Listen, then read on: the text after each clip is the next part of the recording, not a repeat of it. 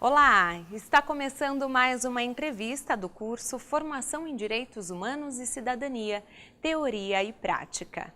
Hoje eu converso com o professor Pedro Aguerre, diretor secretário da Escola de Governo e professor doutor da PUC São Paulo. Seja muito bem-vindo, professor Pedro. Obrigado por aceitar o convite e vir participar conosco. Muito obrigado, Kellen. Espero que tenhamos uma ótima conversa. Com certeza vamos ter sim. E a nossa conversa hoje vai girar em torno do tema costumes e mentalidades.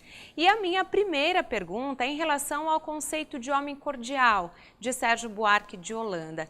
Ele significa dizer que o povo brasileiro é educado, de bom trato, pacífico, ou a gente pode dizer que ele estava pensando em outra coisa? Essa questão é muito importante porque quando a gente fala em costumes e mentalidades, estamos tentando entender o que é específico do Brasil. Todos sabemos que nos consideramos e o mundo inteiro nos vê como um povo afetuoso e carinhoso, mas o professor Sérgio Buarque de Holanda desenvolveu o conceito pensando numa outra ideia, em cordes, em pessoas que se relacionam pelo coração, pela afetuosidade, o que pareceria uma coisa ótima, mas veja, se as pessoas respondem na vida política de acordo com o coração e com o sentimento, então as decisões não são muito racionais. O que o professor Sérgio Buarque de Holanda estava pensando era de que o povo brasileiro se relaciona muito mais pela emoção e muito menos no sentido racional, abstrato e organizado. Desta forma, tende a tomar as suas decisões mais pela paixão do que pela razão. E isso é muito complicado na hora de buscar os melhores caminhos para o desenvolvimento da sociedade. Complicado e perigoso, a gente pode dizer, né? E quando a gente fala do problema da não separação, que tem a ver, inclusive, né, continuando sobre esse assunto, a não separação do público e do privado e a falta de ética nas relações, ele estaria aí antecipando o problema do famoso jeitinho brasileiro?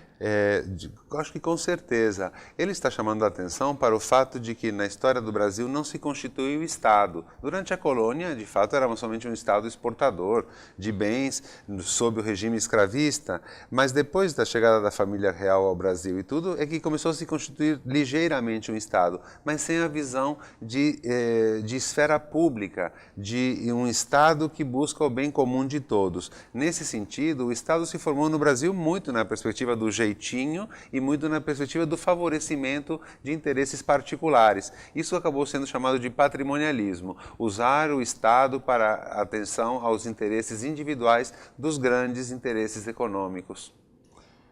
E a segregação étnico-racial, ela ainda é muito presente, né? Ela ainda se faz muito forte no Brasil. E, infelizmente, o racismo também faz parte, ainda é uma realidade. Por que é tão importante retomar a centralidade da escravidão para o conhecimento da realidade atual? De fato, acho que as duas coisas estão conectadas, ou seja, não conseguimos construir um Estado capaz de cumprir as suas finalidades, que é de atender a todos por igual. E a população negra que havia sido escravizada restou excluída do desenvolvimento e das oportunidades. Então, hoje em dia, talvez mais do que nunca, seja importante retomar esse assunto, uma vez que só recentemente a educação se expandiu e conseguiu dar oportunidades às populações excluídas, dentre as quais a grande maioria é negra. Então a gente encontra apenas recentemente no Brasil a ampliação das oportunidades de acesso à população negra. Mas se não discutirmos isso, não conseguiríamos desmontar o racismo institucional, presente na educação, presente na segurança pública, presente no próprio judiciário, que às vezes mostra dois pesos e duas medidas, ou seja, as duas coisas se conectam. Construir uma esfera pública que permita a construção de um Estado para todos, um Estado robusto que permita trazer as questões importantes e, ao mesmo tempo, com o compromisso da inclusão, em vista de que o grande mal da nossa sociedade é a enorme desigualdade. Então, nos cabe ter atenção muito especial para as populações mais vulneráveis que, hoje em dia, reivindicam seus direitos. A gente tem isso, na verdade, como um legado, né, deixado pela sociedade patriarcal e escravista, enfim, e essa baixa inclusão de indígenas e negros dentro das oportunidades de acesso, educacionais e tudo mais, ao mundo do trabalho, enfim.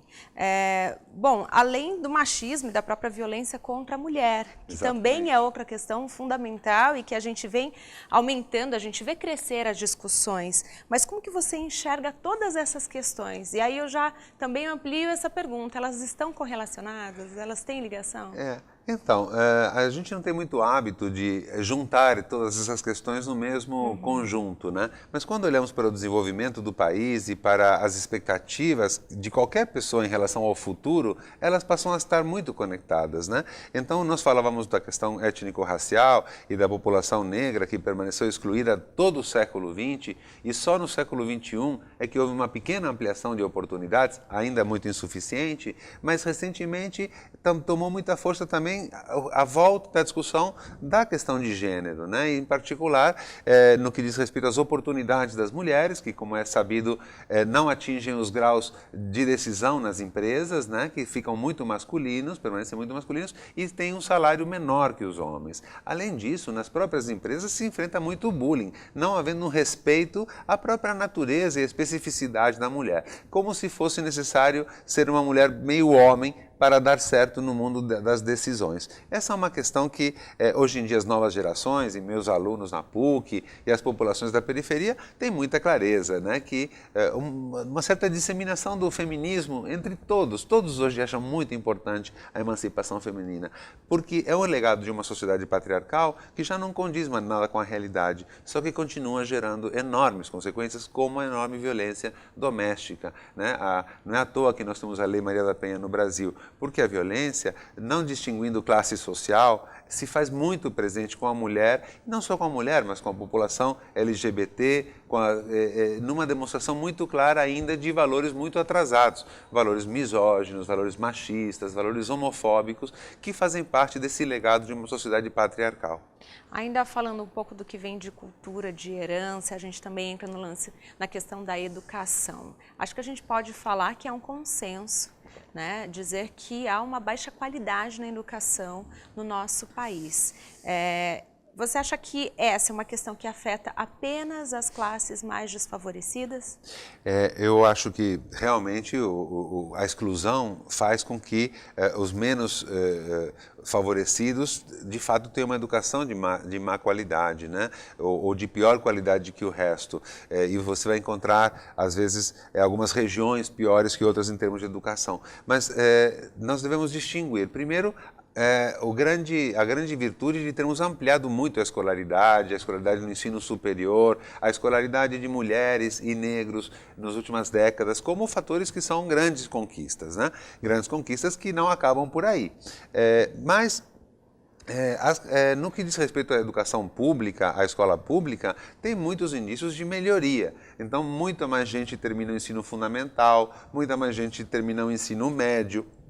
Então, embora você tenha ainda muitas deficiências na educação infantil, houve melhorias inequívocas que ampliaram a quantidade de anos de estudo do conjunto da população. É claro que é um desafio da qualidade. Contudo, uma outra coisa que nós chamamos muito a atenção é a baixa qualidade da educação para as elites no Brasil. O Brasil é um dos países, dentre os 20 mais ricos, que forma pior as suas elites. Então, a percentagem de pessoas de altíssima renda e de altíssima qualidade de educação é muito baixa no Brasil. Então, um estado norte-americano produz o triplo de pessoas brilhantes do que o Brasil inteiro.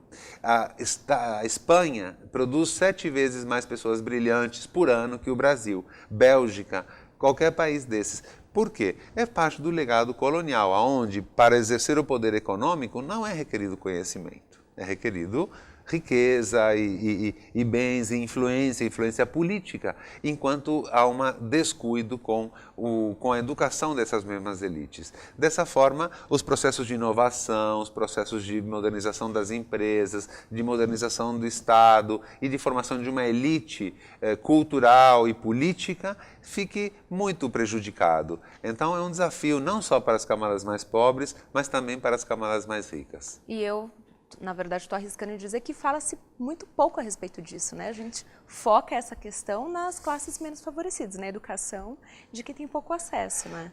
Kelly, é importantíssimo o que você está falando, porque existe uma espécie de mito, um estigma da inferioridade da população pobre. Mas esse estigma, como diz um artigo importante do professor Lessa, esse estigma é um estigma muito conveniente para as elites, como que elas se protegem dizendo, o problema é dos pobres. Mas, na verdade, o problema é da nacionalidade brasileira.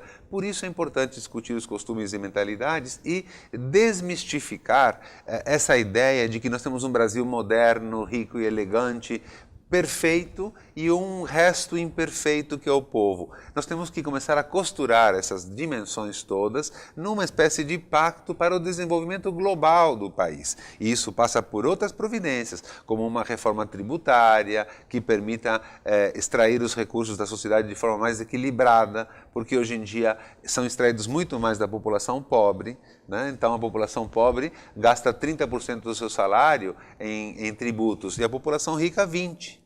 Isso está correto? Na Europa é assim? Não, na Europa e nos países desenvolvidos, quem ganha mais, paga mais.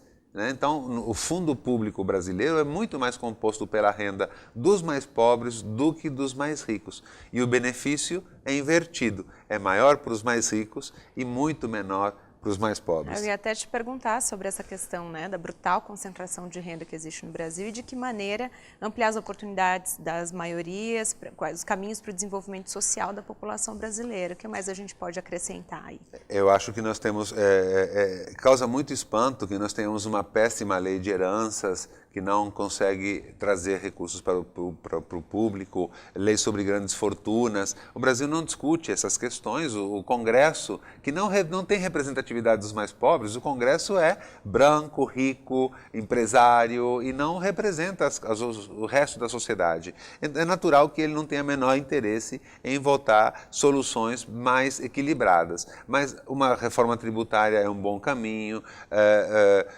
políticas sociais contínuas e permanentes de Estado que não sejam interrompidas a governo é muito fundamental. Maior acesso. Tem gente, por exemplo, a Argentina optou por um caminho de listas partidárias em que a mulher é um homem e uma mulher que se elegem. Então você tem um Congresso muito mais representativo da sociedade. No Brasil, 11% só de mulheres são representantes políticas. É um número ridículo, é um número horrível. E isso reflete muito nas próprias decisões do Congresso, com uma baixíssima sensibilidade para temas absolutamente importantes da sociedade. Vai muito além de empatia, né? Vai muito além de empatia e de jeitinho, de jeitinho. Nada disso. A mulher tem muito a aportar pela sua inteligência, pela sua capacidade e por um outro olhar, que também não somos iguais, somos diferentes. E o olhar que a mulher traz é um olhar que é necessário para que o Brasil progrida e tenha mais vozes influenciando nas suas decisões. Agora, para a gente encerrar essa conversa, eu queria saber a sua opinião sobre o que falta para o brasileiro se interessar mais pela política.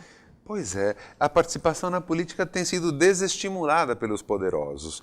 Praticamente na última eleição, o Superior Tribunal Eleitoral fazia uma propaganda de que não precisa votar, pode justificar, é baratinho, é facinho. Então, se o Supremo Tribunal Eleitoral desprestigia a eleição e o voto, imagine o pobre, o popular, o povo concreto, né? As pessoas vão preferir fazer outra coisa.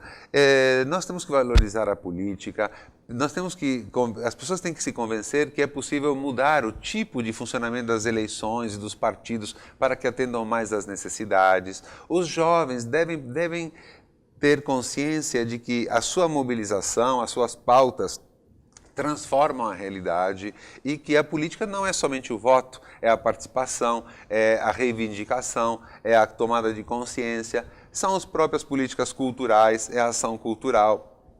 por exemplo, da visibilidade étnico-racial dos negros, dos cabelos, da valorização da identidade étnico-racial, todas essas questões são eminentemente políticas. Então, na verdade, as coisas não estão descoladas e uma tende a ajudar a outra. Mas, por enquanto, os poderosos tentam nos convencer que a política é uma coisa muito indigesta. Será que isso não é talvez uma coisa que é muito conveniente para eles, que preferem que não nos interessemos? Então fica aí a reflexão e ponto de interrogação, né? Claro. Bom, Pedro, a gente precisa encerrar. Eu agradeço por trazer tantas reflexões. Eu tenho certeza que quem está nos acompanhando vai pensar a respeito de várias questões que a gente abordou aqui. Obrigado, Kellen. Obrigado ao nosso público. E os costumes e mentalidades ajudaram a estruturar o Brasil com coisas e elementos que podem ser transformados. Afinal de contas, nada é natural. Tudo pode ser transformado de acordo com os nossos interesses. Maravilha. Bom, que essa discussão tenha trazido questionamentos e reflexões para você. Obrigada pela companhia e até a próxima.